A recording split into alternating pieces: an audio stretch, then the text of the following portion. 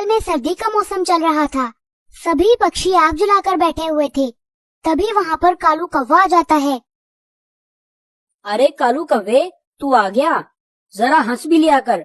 तू इतना काला है कि हमें अंधेरे में नजर ही नहीं आता। सारे पक्षी कालू कौवे पर हंसने लगते हैं और कालू कौवा कुछ बोले बगैर ही वहाँ से चला जाता है।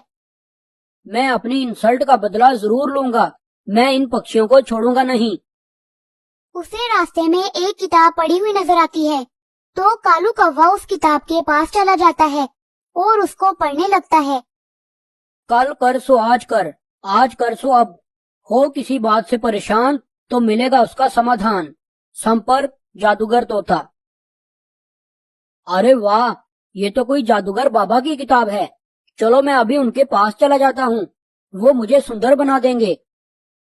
कालू कौवा उस किताब को पढ़कर फौरन जादूगर तोते के पास चला जाता है। अरे कालू कव्वे, आ गए तुम। अरे पर आपको मेरा नाम कैसे पता चला? अरे बच्चा, ये तो मेरी सालों की तपस्या का फल है। तुम्हें जो समस्या है वो सिर्फ मैं ही दूर कर सकता हूँ। अच्छा, अगर ऐसा है तो क्या आप मुझे जंगल का सबसे सुंदर पक्षी बना सकते हो? अरे हाँ हाँ, क्यों नहीं। मैं कुछ भी कर सकता हूँ, लेकिन तुम्हें बदले में कुछ देना होगा। परंतु जादूगर भाई, भला मैं आपको क्या दे सकता हूँ? तुम मुझे तोते महाराज का राज मुकुट ला कर दोगे। ठीक है तोते महाराज, आप जो भी बोलोगे मैं वो सब कुछ करूँगा। बस आप मुझे जंगल का सबसे सुंदर पक्षी बना दें।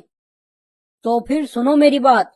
अगली अमावस की रात तक जितने पक्षियों के पंख इकट्ठा हो सकें इकट्ठा करो। तुम जितने ज्यादा पंख इकट्ठा करके लाओगे उतने ही ज्यादा सुंदर बन जाओगे। ये सुनकर कालू कौवा वहाँ से चला जाता है और उस दिन के बाद से सभी पक्षियों के पंख काटकर इकट्ठा करना शुरू कर देता है, क्योंकि वो सुंदर बनने के लिए कुछ भी कर सकता था। दूसरी तरफ जंगल के सभी पक्षी इकट्ठा हो जाते हैं। क्या हुआ टूनी चिड़िया, तुम इतनी उदास क्यों बैठी हो? और तुमने इतनी जल्दी में हम सबको यहाँ क्यों बुलाया है? मेरे प्यारे जंगलवासियों, मेरे पंख रोज बरोज कम होते जा रहे हैं।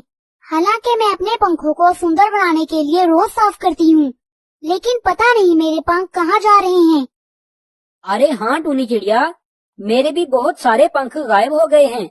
देखो मेरी पूंछ कितनी छोटी हो गई है। पता नहीं हमारे पंख कहाँ चले गए। मुझे लगता है कि जंगल में कोई बीमारी फैल गई है। अरे नहीं नहीं, किसी भी बीमारी से सभी पक्षियों के पंख एक साथ नहीं गिरते। ये जरूर किसी की चाल है। अरे हाँ, मुझे भी जरूर ये किसी की चाल लगती है। हम ऐसा करते हैं कि मिट्ठू महाराज के पास जाते हैं। उनके पास हमारी समस्या का उपाय जरूर होगा। हाँ टूनी चिड़िया, तुम बिल्कुल ठीक कहती हो। हमें सब कुछ मिट्ठू महाराज को जाकर बताना होगा। वही हमारी समस्या का समाधान कर सकते हैं। जैसे ही रात हुई तो कालू कौवा सब पक्षियों के पंख इकट्ठा करके जादूगर की तरफ जाने लगता है। थोड़ी ही देर में वो जादूगर तोते के पास पहुंच जाता है। अरे कालू कव्वे, आ गए तुम। मैं तुम्हारा ही इंतजार कर रहा था। मैंने सामने बर्तन में तुम्हारे लिए पानी रखा है। जाओ जाकर उसमें नहा लो। लेकिन इस बात का ख्याल रखना कि वो पानी तुम्हारी आंखों में ना जाए, वरना तुम अंधे हो जाओगे। ये सुनकर कालू कौवा उस बर्तन के अंदर नहाने लगता है और जैसे जैसे जादूगर तोते ने कहा था वो वैसे वैसे नहाकर आ जाता है। अरे कालू कव्वे, बहुत बढ़िया। तुमने थोड़ा सा भी पानी अपनी आंखों में नहीं जाने दिया। अब अपनी आंखें बंद कर लो, मुझे मंत्र पढ़ना है। तभी कालू कौवा अपनी आंखें बंद कर लेता है। अंतर मंतर जंतर। कालू कौवा है जो जंगल में सबसे कच्चा, वो बन जाए जंगल में सबसे सुंदर और सबसे अच्छा। ये कहकर जादूगर तोता सारे पंखों को कालू कौवे के ऊपर फेंक देता है। उधर सभी पक्षी मिट्ठू महाराज के पास चले जाते हैं। मिट्ठू महाराज जादूगर तोते के भाई थे और पता नहीं वो क्यों बड़े उदास बैठे थे। महाराज, क्या हुआ? आप इतने उदास क्यों बैठे हैं? हम तो हमारी समस्या आपके पास लेकर आए थे, लेकिन लगता है कि आप तो किसी और समस्या में हो।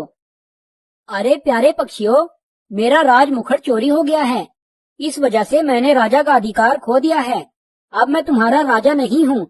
जब तक मेरा राज मुकुट वापस नहीं मिल जाता उस वक्त तक कोई भी पक्षी मुझे राजा ना कहे। मिठू महाराज, जंगल के सभी पक्षियों के पंख गायब हो रहे हैं और इधर आपका राजमुकुट भी चोरी हो गया है। हमें लगता है कि ये सब कालू कौवे की साजिश है, क्योंकि ना तो उसके पंख गायब हुए हैं और ना ही वो आज हमारे साथ आया है। वो पता नहीं कहाँ है। मुझे तो लगता है कि ये सब वही कर रहा है।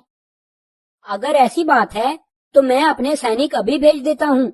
वो कालू कौवे को ढूंढ कर ले आएंगे। राजा जी के कहने पर 2 सैनिक कालू कौवे को ढूंढने के लिए चले जाते हैं।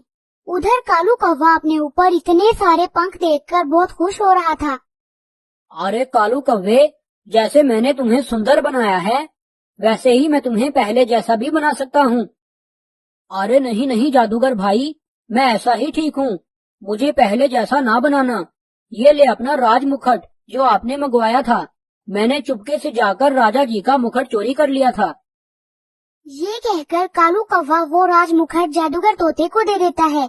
जैसे ही वो राजमुकुट जादूगर तोता पहनता है तो वो राजा की तरह दिखाई देने लगता है। तभी वहाँ पर वो 2 सैनिक आ जाते हैं। अरे राजा जी, आप इतनी जल्दी यहाँ कैसे आ गए? हाँ, अब मुझे मेरा राजमुकुट मिल चुका है। चलो अब जल्दी से महल वापस चलो। तभी जादूगर तोता राजमुकुट पहनकर सैनिकों के साथ महल की तरफ चल पड़ता है। थोड़ी ही देर में वो महल में पहुंच जाता है। वहाँ पर असली महाराज भी बैठे हुए थे। अरे सैनिकों, ये कौन है जो मेरे सिंहासन पर बैठा है? जल्दी से इसे उठाकर बाहर फेंको। अरे चिंटू, तुम यहाँ पर क्या कर रहे हो? तुम्हें तो पिताजी ने जंगल से निकाल दिया था। लाओ जल्दी से मेरा राजमुकुट वापस कर दो। नहीं नहीं, मैं कोई तुम्हारा भाई नहीं हूँ। हट जाओ मेरे सिंहासन से। टूनी चिड़िया ये सब कुछ देख रही थी। तभी उसको एक आइडिया आता है। रुक जाओ, मुझे पता है असली राजा जी कौन है। मैंने कालू कौवे के घर से राजमुकुट चुरा लिया था और ये जो तुमने सर पर राजमुकुट रखा है ये तो नकली है। असली वाला तो मेरे पास है। ये सुनकर जादूगर तोते ने वो राजमुकुट उतार कर नीचे फेंक दिया। अरे टूनी चिड़िया, ये तुमने अच्छा नहीं किया। अच्छा भला मैं राजा बनने वाला था, लेकिन तुम्हारी वजह से मैं राजा नहीं बन सका। दूसरी तरफ कालू कौवा बड़ी खुशी में बैठा हुआ था। तभी अचानक से बारिश होने लगती है और उसके सारे पंख टूटकर नीचे गिर जाते हैं। अरे ये क्या हो गया? मेरे पंख टूटकर नीचे कैसे गिर गए? लगता है उस जादूगर तोते ने मेरे साथ धोखा किया है। उसने मुझे ग्लू वाले पानी में नहलाकर मुझ पर पंख चिपका दिए थे। अरे उसने तो मेरे ही लाए हुए पंख मुझे ही चिपका दिए। मेरे साथ तो बड़ा अन्याय हो गया। तो प्यारे दोस्तों, इस कहानी से हमें ये सबक मिलता है कि कुदरत ने हमें जैसा बनाया है हमें वैसा ही रहना चाहिए। अच्छा दिखने के लिए हमें दूसरों का नुकसान नहीं करना चाहिए।